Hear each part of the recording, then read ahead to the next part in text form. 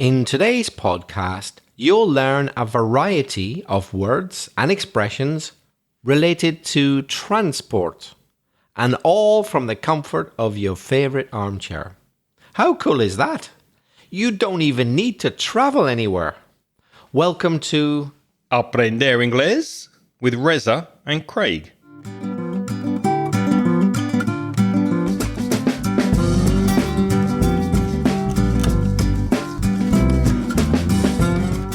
Hi, I'm Reza.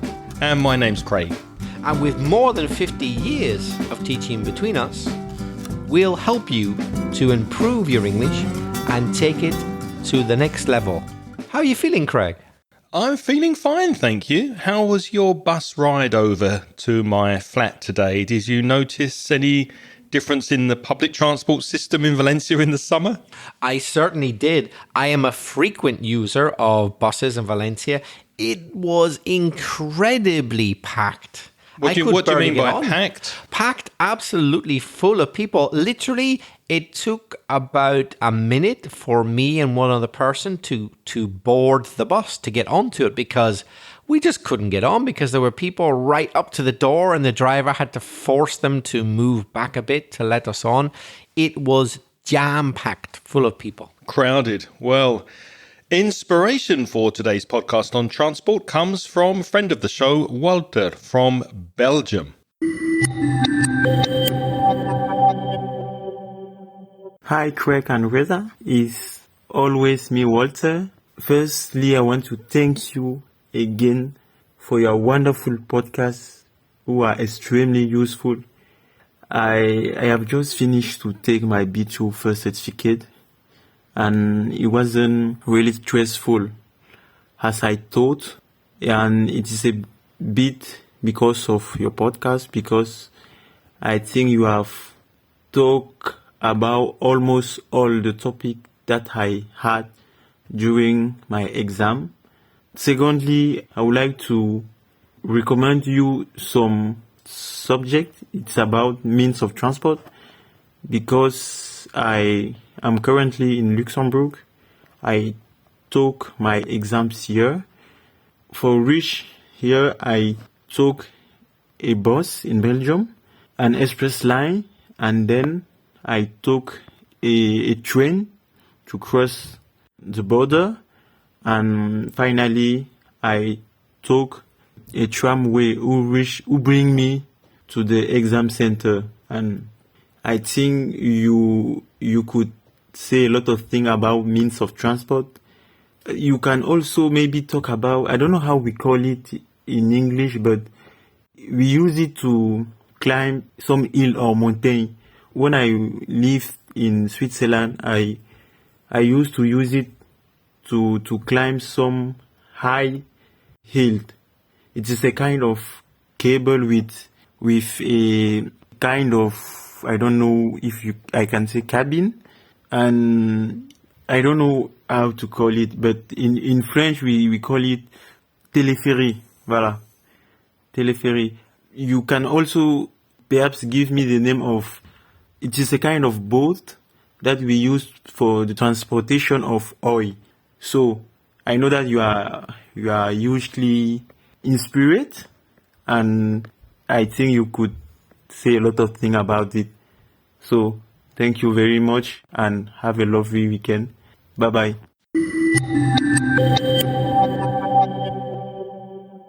Thank you, Walter, for your message. I'm pleased that the B2 exam wasn't too stressful for you. And I'm also very pleased that most of the topics that you found in the exam or that you encountered in the exam were topics that we have covered on the podcast.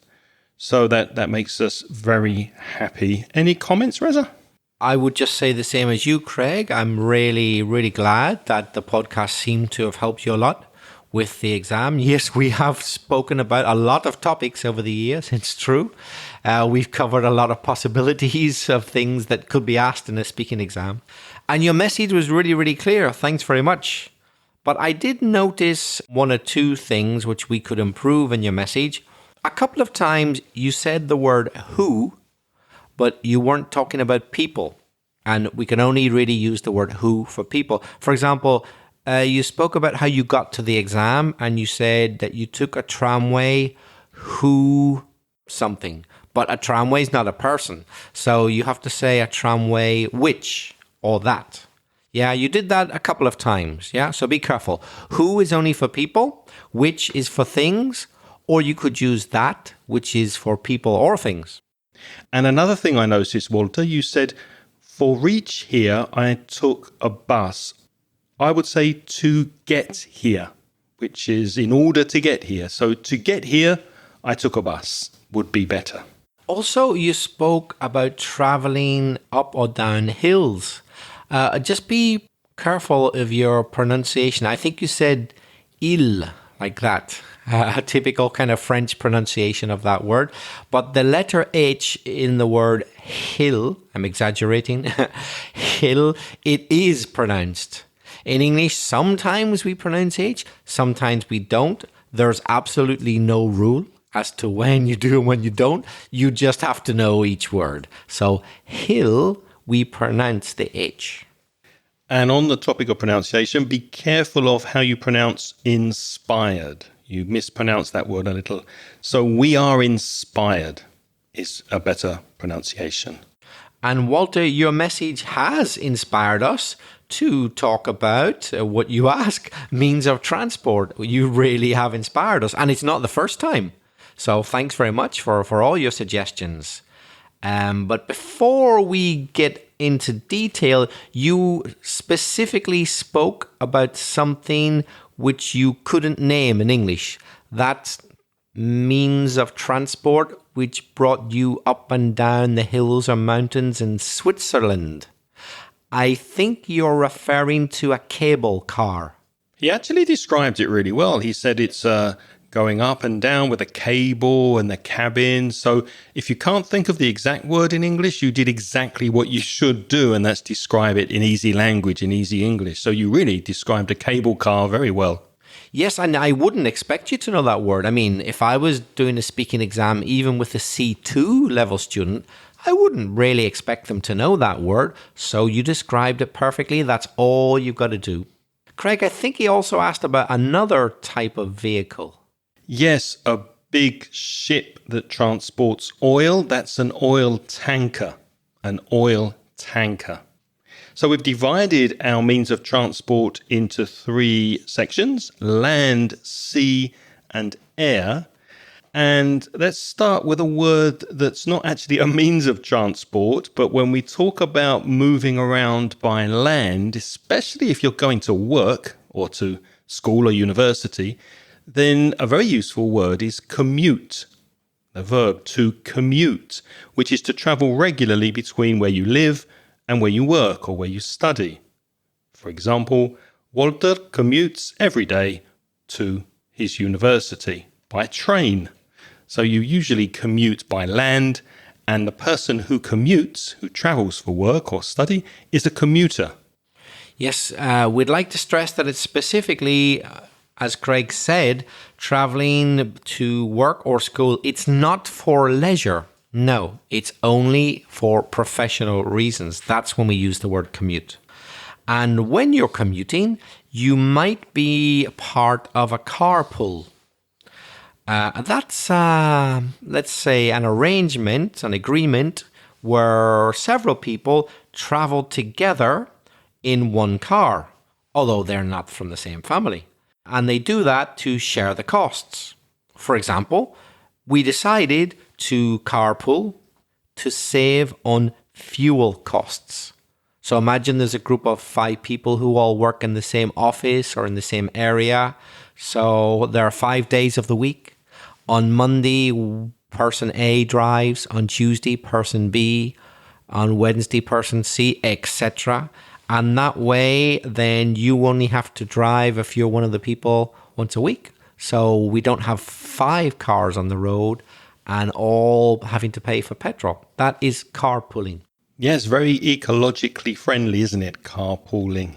Save water, shower with a friend. Or save petrol, drive in a car with more people. A similar word for driving with other people is ride sharing. So that's not where you're using one car to get to the same place of work. That's more when you share the transportation, usually a car, with other people to go to a particular place or destination. My wife uses this very often because she doesn't drive. She doesn't have a car. She doesn't drive my car. She just doesn't drive. She doesn't like it. So she uses a service in Spain called BlaBlaCar, which is a way of ride sharing a ride with somebody else at quite short notice, where you can go from A to B very easily and you just give a little money towards the petrol. So you share the petrol cost, and it's a very ecologically friendly and inexpensive way to get from A to B. Have you ever used a rideshare service? I have quite a few times. I used to often go to Alicante to visit a friend there, and I would often go down in someone's car if available, because it was much cheaper than the train. So, for example, the train cost usually between about 18 euros to 25, but ride sharing varied from 5 euros to usually not much more than 10 or 12. Mm-hmm. And also, I had really interesting conversations with people and met interesting people most of the time. But there were one or two people I noticed who actually, it rather surprised me, were only in it for the money. There's a few people, they just didn't want to talk, and they were just, I guess you might say, hyper-efficient people who had to travel. They told me that they were working in Alicante and living in Valencia, and they thought, well, I might as well get some of my petrol, if not most of it, paid by someone else, which makes sense, but didn't talk that much. I found that a bit uncomfortable. So they weren't open to conversation? Not really. It was just to pay for the petrol. Did they put music on and just ignore you? Or? Sometimes. So that's quite uncomfortable. But at the end of the day, you think, it's cheaper for me. You know, I'm saving money, and I can they'll drop me in a much better place than the train. They usually take you to exactly where you want to go. So ride sharing is an economical way to travel. With that word economical, be careful. It's very often confused with economic. Those two adjectives are similar, but not exactly the same. If something's economical, it saves you money. For example, my car is economical. It doesn't use a lot of petrol. But economic as an adjective describes something a lot bigger, like the economic policy of the country, the economic situation where I live.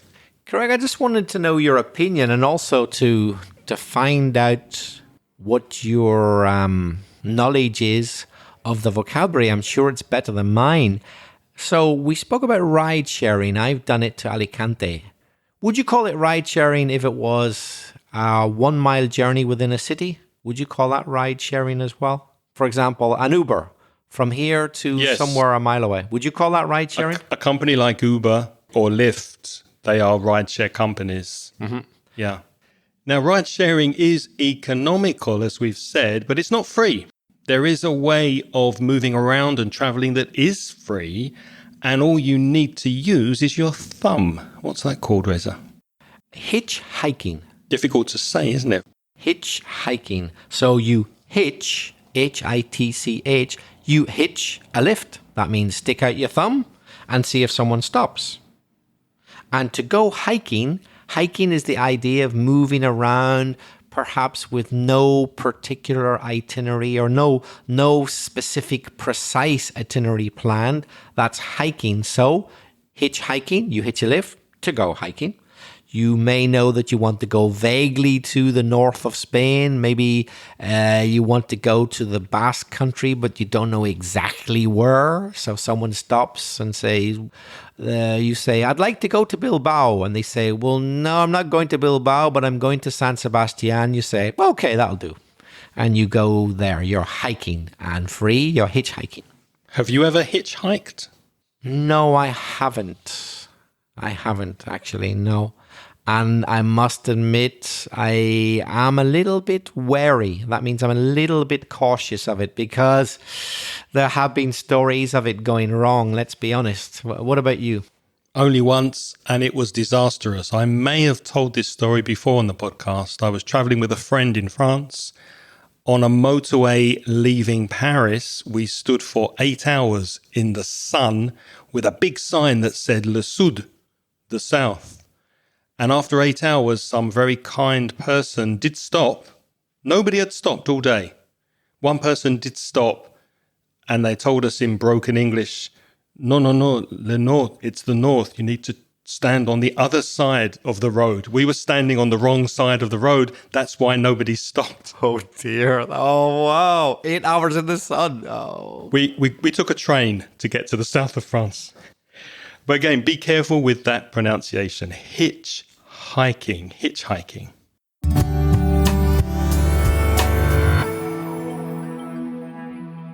You said all you need is your thumb. I would add you also need a lot of common sense. Yeah, thank you. Make sure your sign says where you're going. Yeah, not only that, but also a little bit of caution. That type of common sense. Streetwise. If someone, for example, a man stops and he's foaming at the mouth, looks slightly insane and is wearing only his underpants, I wouldn't get into the car. Don't know about you. Even if he offered to take me somewhere. How did you know when we were wearing our underpants? Another way of getting around, let's say, by land is by cycling. A bicycle. A person who rides a bicycle is a cyclist. And where do they ride? Well, in the city, they ride in special designated paths in the street, on the road, that's called a cycle lane. So a lane is an area that divides a road or a path into particular sections. For example, on a motorway, you have different lanes and you can change lanes from the slow lane to the fast lane. So cycle lanes, that's where you should be riding your bike. And can I just add that Valencia is really, really good for cycle lanes. It could be better, I suppose, but it's improved so much. It has a vast network. Having said that, there is a high proportion of cyclists in Valencia who, apart from the cycle lane, also cycle freely wherever they want on the pavement for pedestrians. Be warned, if you do come to Valencia, you might find cyclists coming your way down the pavement. Not only with bikes, but with e-scooters, and we'll talk about those in a moment. But if you want to move around not by the power of your legs, but by the power of a motor, you could move around on a motorcycle or motorbike, riding a motorbike, which is a vehicle with 2 wheels and a seat with handlebars. The handlebars are the things you hold on to with your hands to steer the vehicle. And of course, it's powered by an engine. Quick, but dangerous.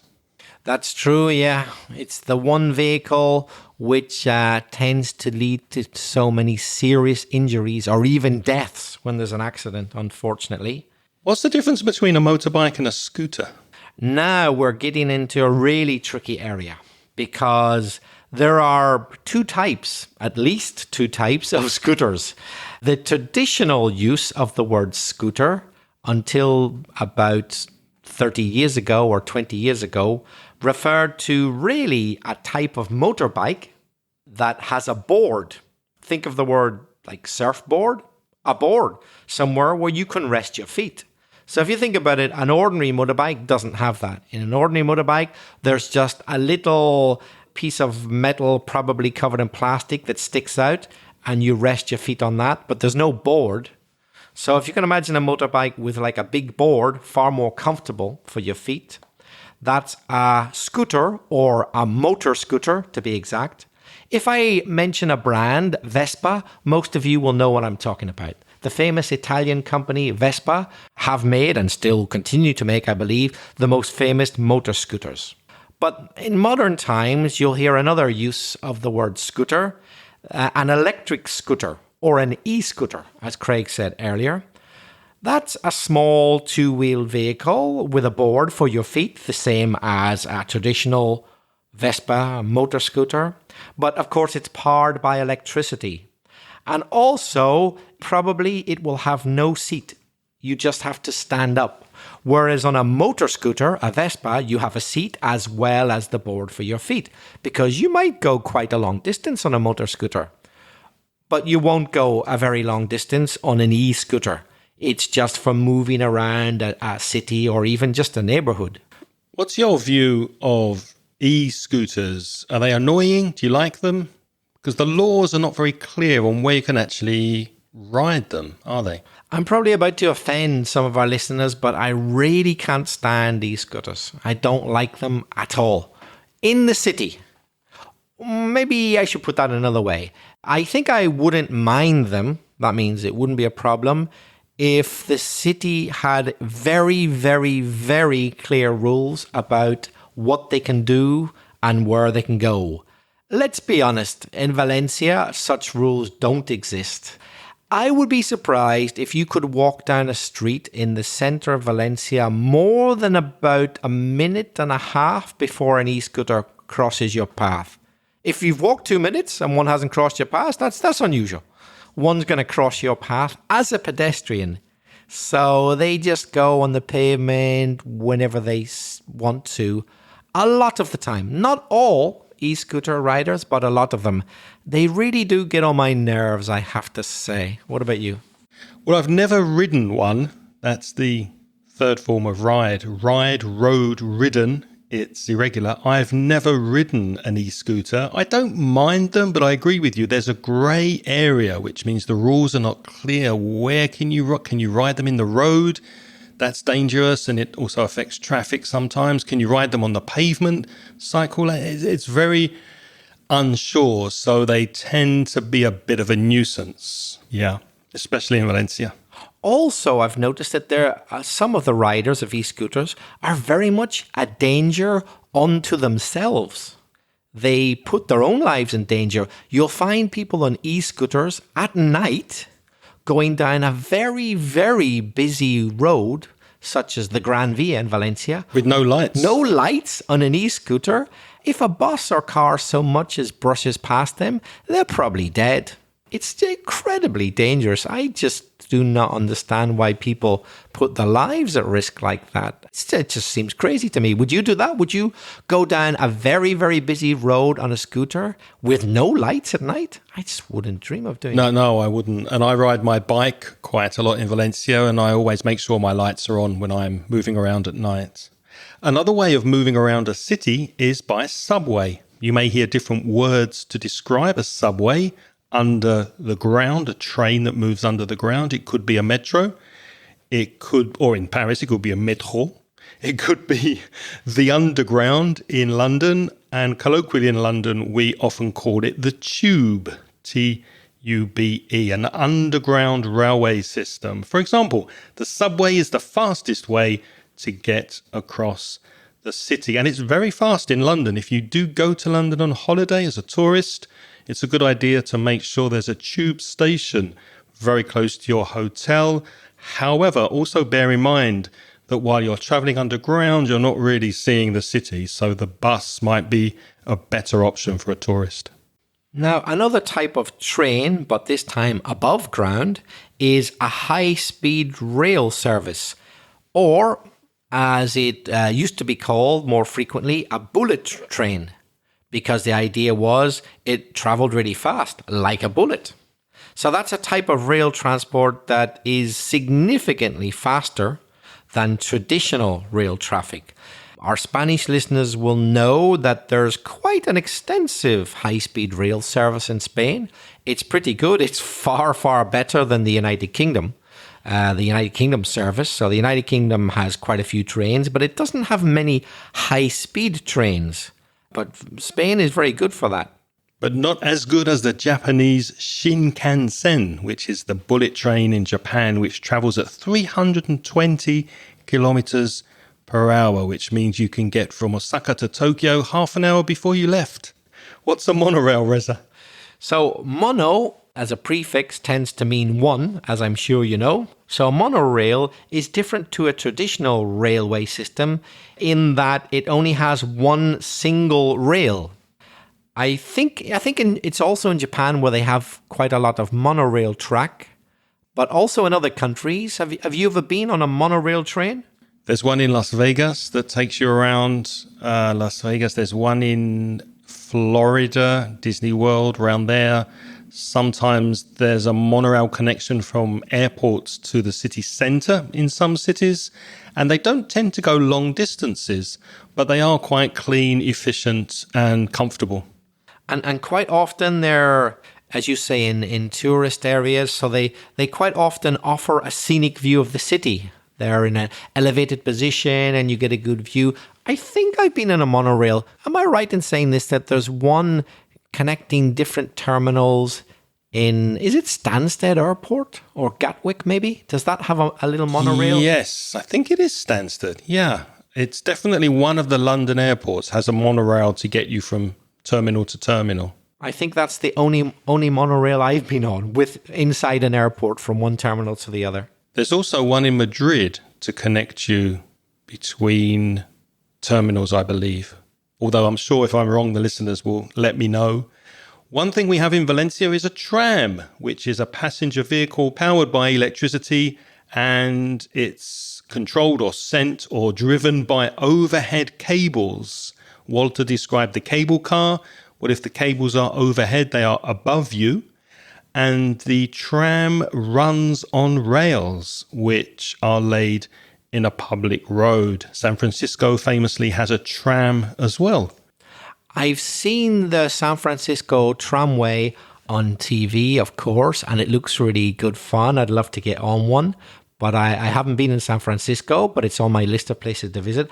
I have been on the tram in Lisbon, which I love. I love getting on the tram in Lisbon. It's got a lot of character, hasn't it? A lot of character. Those little tiny trams, they're not connected up. It's just one individual carriage, and they go around the most incredibly tight angles, up and down hills. It's like a lot of fun. And they're over 100 years old. They're amazing. Yeah, a lot of fun.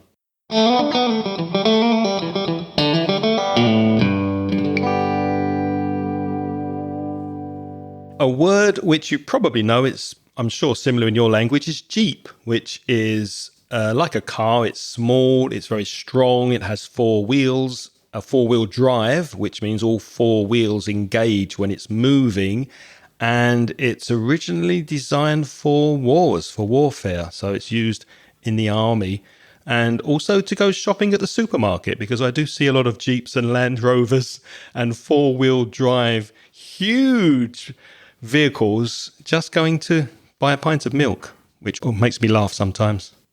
Another type of transport, which you won't see much in Europe, but you will see a lot of in Asian countries, is the rickshaw. Or in some countries, they call it the tuk-tuk. So it's a small covered two-wheeled vehicle. So it sounds more like a motorbike, but it's covered, something over your head. And it's pulled by one person. So it could be pedal power. It could be one person pedaling, or they could be walking. That's not very common these days, obviously, because, it's very hard work. But they could be walking or running and pulling it behind them. But that sounds like something more from 100 years ago. So they're more likely to be pedaling, or it could be a motorized one. It could be basically a motorbike, which, in fact, the motorbike might have three wheels. It might have one wheel at the front and two at the back, where you can fit a couple of passengers, maybe three, plus the driver at the front. They're really good fun to be in. I've been in a rickshaw. Okay, a few times I thought I was going to die, but it's still good fun.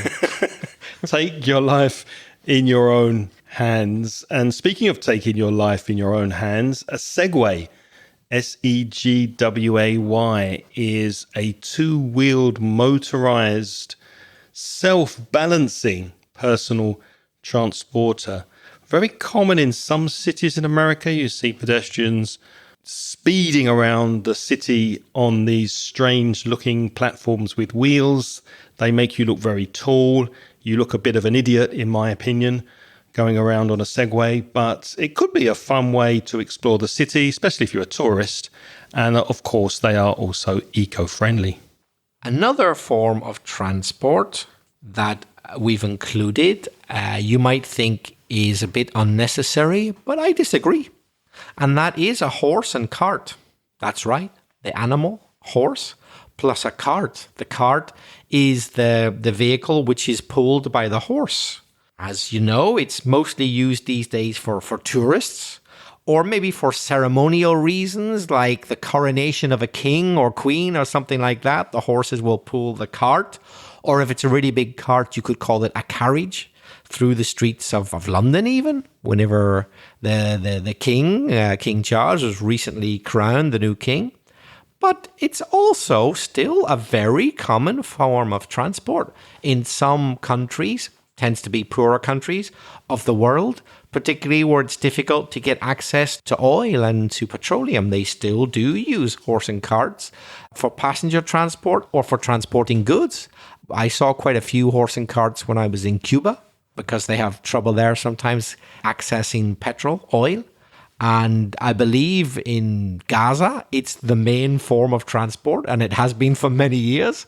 And there are other parts of the world, Yemen, Afghanistan. Yeah, they tend to be poor countries where they use horse and carts a lot, actually. And Reza mentioned horse and carriage. That word carriage also found on a train. You have a train carriage as well behind the engine. So we've spoken about people who drive cars, who ride motorbikes. Let's look at the specific words we can use to describe people who ride or drive these vehicles. How would you describe a motorist, Reza? For me, a motorist is a driver or rider of any motorized vehicle. If it's a vehicle with a motor and you're in charge of it, you're a motorist. So that includes cars, it includes motorbikes, jeeps, trucks, etc. I know that's confusing because there's a Spanish word motorista, which means the person who rides a motorcycle. But in English, that's not the meaning of motorist. The person specifically who rides a motorcycle or motorbike is a motorcyclist in English.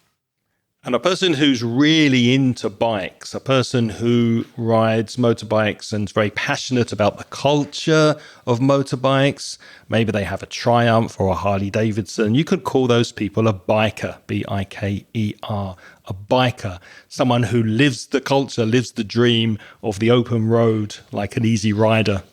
It's confusing, isn't it? Because you would think that a biker is related to bikes, but it isn't. It's related to motorbikes. Remember, if you ride a bike, you're a cyclist. If you're a biker, you're not a cyclist. You ride motorbikes. It's confusing. It is.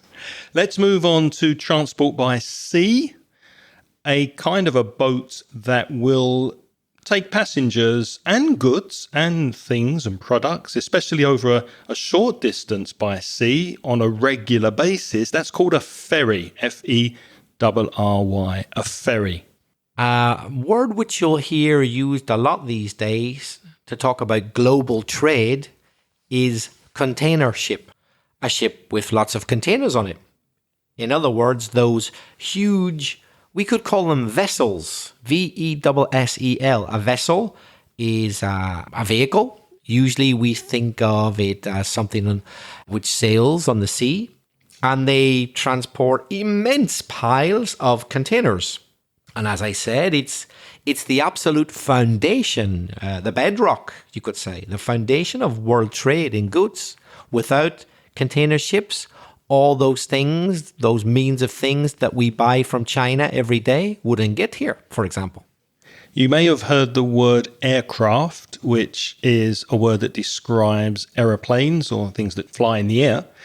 And you may have heard the word spacecraft, which is something that you can travel in space.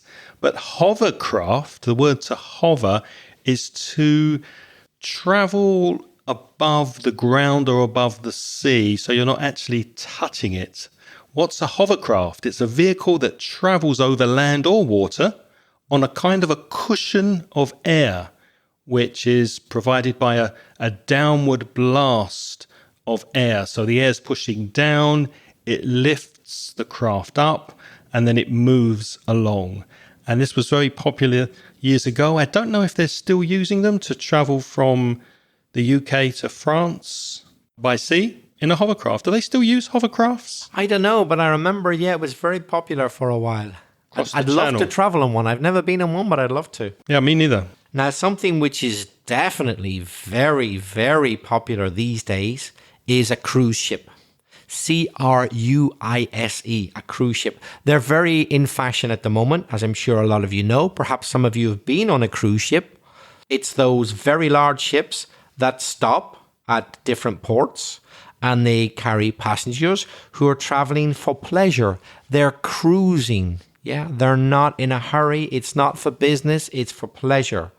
And on the cruise ship, there'll be entertainment. There'll be probably several restaurants, yeah, where you can get food and drink all day. There'll be performances, live acts, etc. So those big, big ships are called cruise ships. At the other end of the scale, in other words, very, very, very, very small, we have a rowing boat, which is simply a very small boat, which is powered by rowing. You have to row, R-O-W, with 2 oars, 2 big pieces of wood, one in each hand, and you move them backwards and forwards in the water, and you move the rowing boat. Have you ever been in a rowing boat, Craig? I have, yeah. Actually, where I grew up in the UK, there was a park with a small lake, and we used to go rowing on the lake quite frequently. It's very hard work to row, very good exercise. Be careful with the word row, R-O-W, the verb to row, because there's another word which is a homograph. It's written exactly the same way, which is row, R-O-W again, and it means to have an argument, to have a row. So row and row, same spelling, different meaning. I've rowed a lot more than I've rowed, I have to say, in life, unfortunately. I've rowed while rowing. Really? That could end very, very badly. Yep. It could end with someone overboard. Someone getting wet. Speaking of getting wet, one of my favorite ways to travel across sea and water is in a speedboat. A lot of fun. You get the wind in your hair and you go very fast. A speedboat is a boat that obviously goes very fast, hence the word speed. It has a powerful engine. You can water ski behind it and it can go very fast. Jet skis is a similar way to move, but only for 1 or 2 passengers. I've never been in a speedboat, but believe it or not, and Craig will not believe it, I have been water skiing. Really? So I've been pulled by a speedboat, yes, with no training whatsoever. My advice is don't do it if you've never been trained. Did you manage to get up and stay up? Not for very long, no. Until after about 20 minutes and near death from drowning, I managed to stay up for half a minute maybe. It is not easy. It is not easy at all. Yacht has a strange spelling. It's a boat. It's sometimes really luxurious and recreational for rich businessmen and billionaires, and it sometimes has sails. The spelling of yacht is Y-A-C-H-T, but the pronunciation is Y-O-T, yacht. Yacht, an expensive, elegant yacht.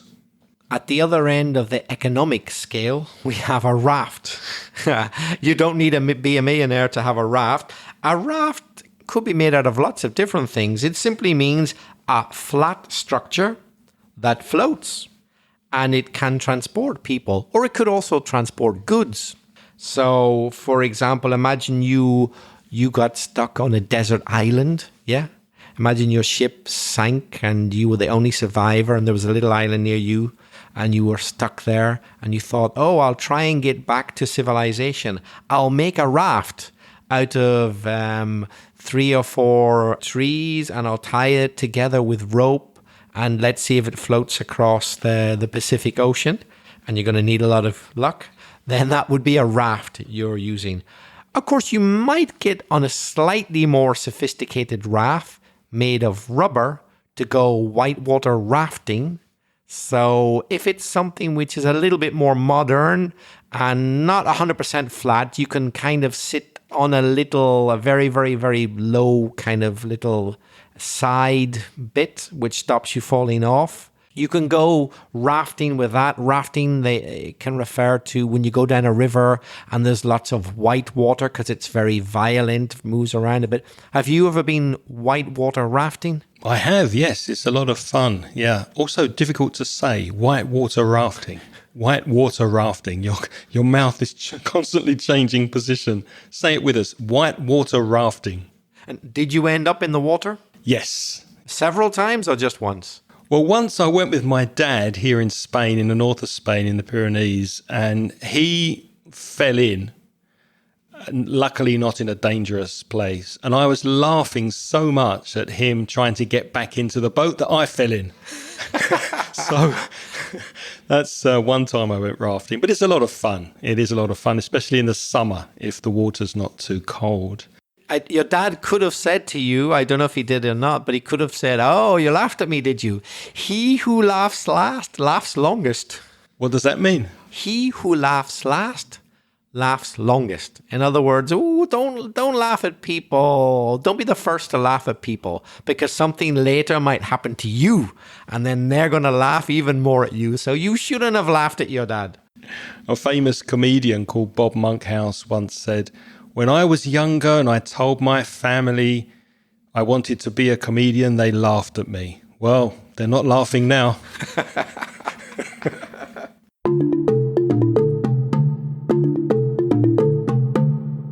We've spoken about traveling by land. We've spoken about traveling by sea. Let's move on to our final category, and that's traveling by air. The first thing that comes to mind is probably a passenger jet, an aeroplane, and it's a large jet aircraft. We had the word aircraft before, that carries passengers from place to place, and we use that on a daily basis all over the world for commercial air travel. Remember, you can see the definitions of these words and expressions in the show notes at inglespodcast.com/527. But these jet engine planes are not the only aeroplanes that fly, are they, Reza? No, they're a relatively modern invention. I think they were invented in the 1940s, but they didn't become popular until the 1950s. Before that, there were only propeller planes. So the propeller is that thing which has 3 or 4, maybe sometimes 5 long pieces which spin round and round and round. Like a room fan, isn't it? Like a room fan, exactly. Yep. So it's called a propeller because it propels you. To propel is to move something. So the propellers propel the plane or whatever vehicle they happen to be on. So they can actually move you. A room fan doesn't move because it's fixed to the ceiling or it's fixed to the ground maybe. But if it wasn't, it would move. So a propeller plane is the forerunner, what came before the jet engine. And still plenty are used today. The last time I got one was about 2 years ago, traveling from London, not the third world, from London to Belfast. There are still propeller planes used by commercial airlines today. It's quite common. Yeah, for short trips, for sure. One specific kind of a propeller plane, and I don't think any of these use jet engine propulsion. There's propulsion, the noun of to propel. One specific type of these planes is a seaplane. So it has propellers, generally speaking, and it's an aircraft that's especially designed to take off, to leave the water, and to land on water. And instead of wheels, it has floats that make it easy for the plane to sit on top of the water. There's another type of plane which, believe it or not, has no engine at all, no motor. It's called a glider. And it's called that because it glides. To glide is to float through the air without the use of a motor. So usually it's a light aircraft. It has no engine. And it usually has very, very long fixed wings. They don't move. It simply depends on the currents of air. So depending on the weather conditions, it will stay in the air longer or shorter time. For example, the glider flew gracefully above the beach, silently gliding through the sky.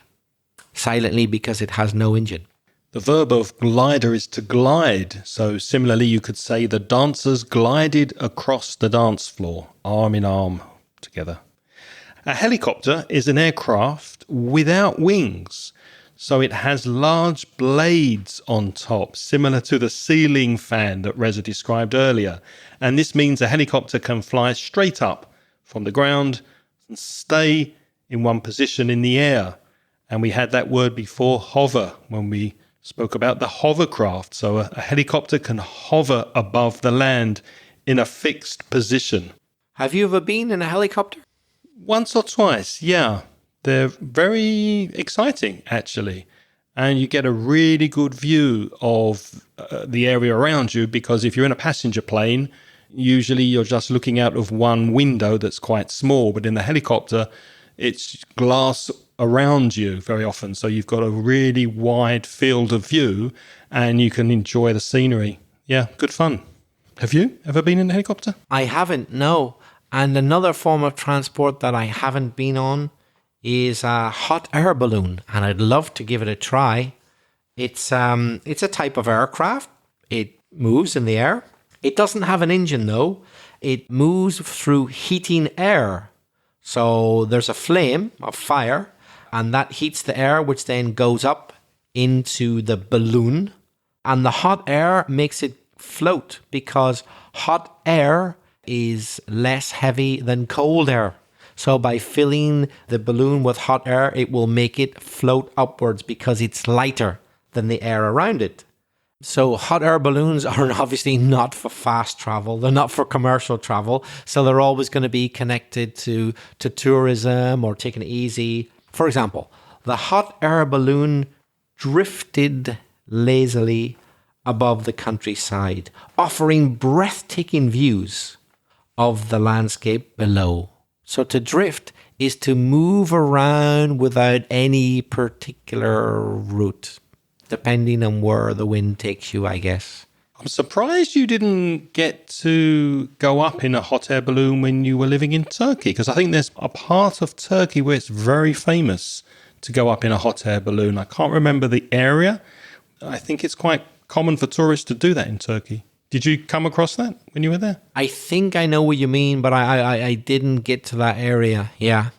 But strangely enough, it's a recurring dream I have. I often in my dreams, I'm not joking, dream that I'm in a hot air balloon. It's something that I'd love to do. I really should do it. I should make my dreams reality. Maybe you have that dream after we've been podcasting, because you look at me and you think of something filled with hot air. But now it's your turn to tell us what you think. What is your preferred mode of transport, and why do you like it? What's the safest, in your opinion, and the most eco-friendly way to get around? And looking to the future, how do you think the development of autonomous vehicles is going to change the way we move around the world? Let us know what you think. Reza, how can people contact us with their voice messages? You could record your voice at speakpipe.com/English podcast. But remember that there's a maximum time limit of 90 seconds. But Craig, if someone wanted to write, where could they send an email? Send your emails to me. I'm Craig at inglespodcast.com. And to write to Reza, his address is Belfast, Reza, REZA, @gmail.com. If you're a Spanish speaker and you want to study for free, why not visit the Mansión Inglés website? And for paid ebooks and audios for self-study, check out the online store. That's at store.mansioningles.net. It will be unthinkable for us to leave without thanking our Patreon supporters. So before we go, thank you so much if you are supporting us on our Patreon program. Wait a second, I hear you asking, if you're a new listener, what's the Patreon program? Well, I'll tell you. It's a way of supporting this podcast, and in return, we give you instant access to the transcriptions of this podcast so that you can read every word that we say. It costs a minimum of $1.50 every month, and you can find out more information by going to Patreon, patreon.com/English podcast. We'd like to say an individual thank you to every single sponsor, but we haven't got time to say everybody's name. So what we usually do is to mention the name of the most recent sponsors who've just joined us this month on the Patreon scheme, and they are Carlos Delgado, Maria Givilni, Federica Bozza, Cynthia Cepeda Cardenas, Israel Penilla, Maria Eva Serral Carrasco, Anonymous, and Carlos. A big thank you to all of you. Yes, thank you very, very much. We don't know what we're going to be speaking about next week, so when you send us your voice feedback telling us about your transport experiences, why not give us a suggestion for a future topic? And until next time, thank you so much for listening this week. It's goodbye from me. And it's goodbye from me. The music in this podcast is by Pitts. The track is called See You Later.